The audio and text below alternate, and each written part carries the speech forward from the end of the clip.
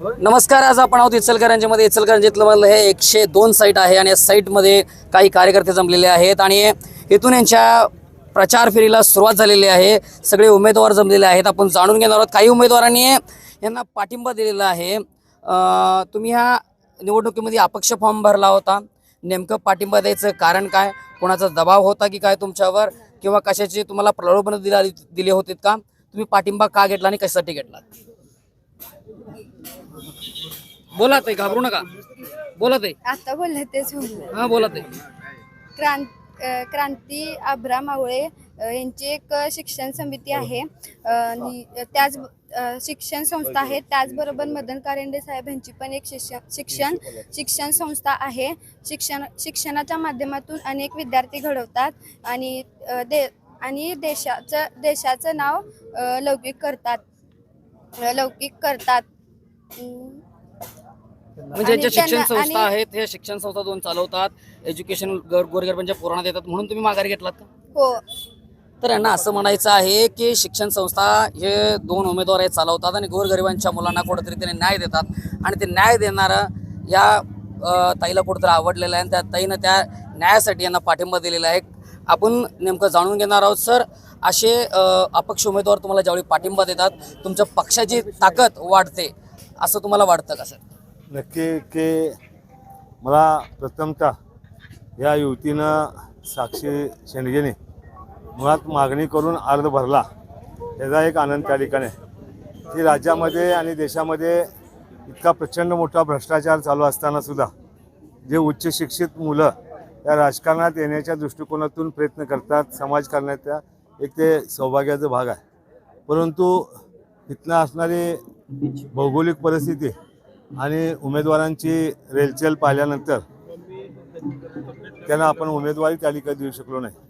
परंतु मन खंबीर धरून त्यांनी उमेदवारी अर्ज जरी भरला असला तरी त्यांच्या 2 दिवसात लक्षात आलं की ह्या ठिकाणी असणारे भारतीय जनता पक्ष हे स्वार्थाच्या पलीकडं जाती धर्मामध्ये भांडण लावतो आणि विकासाच्या मुद्द्यापेक्षा राजकारण जास्त या ठिकाणी करतं.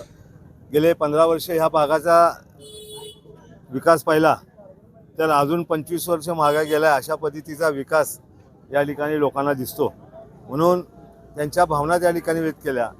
ते आम्हाला पाठिंबा द्यायचा असताना त्यांचे वडील असतील त्या असतील त्यांच्या भावना एकच होती की साहेब इथं काही जरी झालं तर आवळे वहिनी आहेत, नंदकुमार पाटील आहेत, त्या ठिकाणी चौगले वहिनी आहात, तुम्ही सगळेजण अनुभवी त्या ठिकाणी आहात.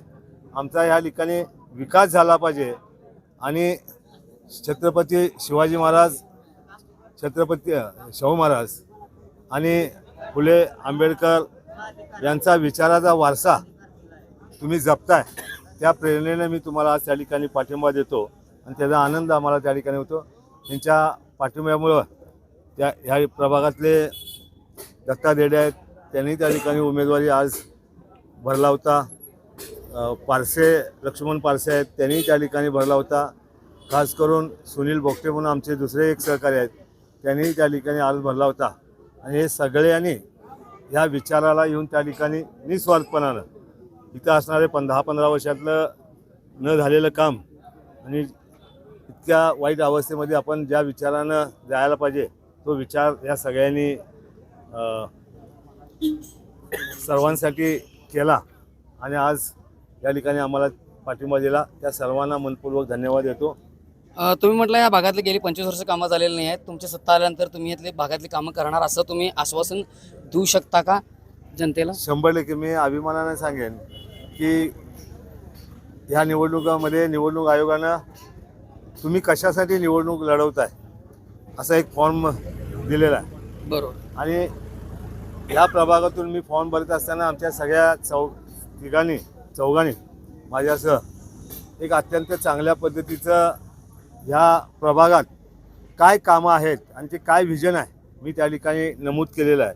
आणि मला असं वाटतंय की आमच्या चौघांचं विजन या इचलकरंजी शहरातल्या सर्वांच्या प्रश्नाबरोबर या प्रभागाचं एक आदर्श मॉडेल त्या ठिकाणी निर्माण होईल अशा पद्धतीने आमचं विजन त्या ठिकाणी. हे होते मदन कारंडे आश्वासन दिलेलं आहे की या भागातल्या लोकांचा येत्या काळामध्ये नक्कीच आम्ही विकास करू जर आमची सत्ता इथं निवडून आली तर. तुम्ही या प्रभागामध्ये थांबलेला आहात. या युवतींनी तुम्हाला पाठीमागे घेऊन पाठिंबा दिलेला आहे. तुम्ही त्याच्याकडे कसं बघता आणि त्याचा तुम्हाला फायदा काय होणार आहे? आपलं नाव प्रथम. नमस्कार, मी क्रांती अब्राहम आवळे, या प्रभागाची नूतन उमेदवार. आमच्याबरोबर शिवशाहू आघाडीतून 4 उमेदवार उभारलेले आहेत. तर आज आपण साक्षीताईंनी जो आम्हाला पाठिंबा दिलेला आहे, यामुळे आमच्या पक्षाची फारच जबाबदारी वाढलेली आहे. कारण इथं जमलेले सर्वच युवा कार्यकर्ते, या सर्वांचा पाठिंबा आम्हाला मिळालेला आहे.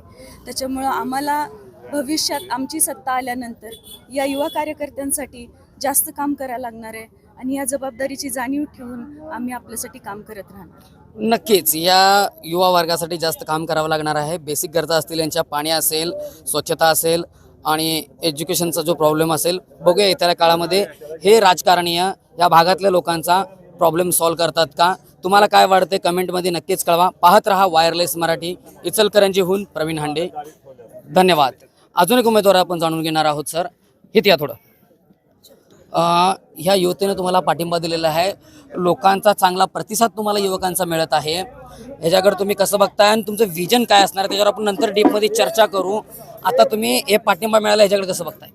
नमस्कार, माझं नाव नंदकुमार आनंदराव पाटील. मी शिवशाहू विकास आघाडीकडून यंदाची महानगरपालिकेची निवडणूक लढवतोय. साक्षीताईंनी दिलेल्या पाठिंब्यासाठी सर्वप्रथम मी त्यांचं आभार मानतो. त्याचबरोबर दत्ता शेंडगे साहेब असतील, लक्ष्मणांना पारसे असतील, सुनील भुकटे साहेब असतील, या सर्वच मंडळींनी आम्हाला शिवशाहू विकास आघाडीसाठी दिलेला जो पाठिंबा आहे तो फुले शाहू आंबेडकरांच्या विचारांना पुढे जाण्यासाठी पाठिंबा दिलेला आहे. निश्चितच यांनी दिलेल्या पाठिंब्याच्या जोरावरती आम्ही निवडणूक जिंकू. रस्ते, पाणी, गटार ह्याशिवाय सुद्धा भागामध्ये करण्यासारखी बरीचशी कामं आहेत आणि ह्या सगळ्या मंडळींच्या सहकार्यानं, ह्या सगळ्या मंडळींच्या आपल्याला पाठिंबा देण्यामुळे आपली ताकद वाढली आणि या ताकदीनं आपण नक्कीच भागात आपल्याला जितकं चांगलं काम करता येईल त्या पद्धतीनं आपण प्रयत्न करू. सगळ्यांना न्याय देण्याचा प्रयत्न करू. सगळ्यांचे मनापासून आभार मानतो की त्यांनी आम्हाला जाहीरपणे पाठिंबा देऊन काम करण्यास आमची जबाबदारी वाढवली आहे आणि त्या जबाबदारी तेही आमच्यासोबत आहेत. त्यासाठी मी त्यांचा आभार मानतो. ओके, धन्यवाद. हे होते सगळे 102 साईट नंबरवरचे उमेदवार आणि ते सगळे नागरिक पण आहेत. चांगला प्रतिसाद आणि एक उत्साह नागरिकांच्यामध्ये बघायला मिळत आहे. शाहू फुलेंचा विचार हे पुढे घेऊन जात आहे. तुम्हाला काय वाटतं नक्की कमेंटमध्ये कळवा आणि लाईक करा, शेअर करा. धन्यवाद. पाहत राहा इचलकरंजीहून प्रवीण हांडे, वायरलेस मराठी.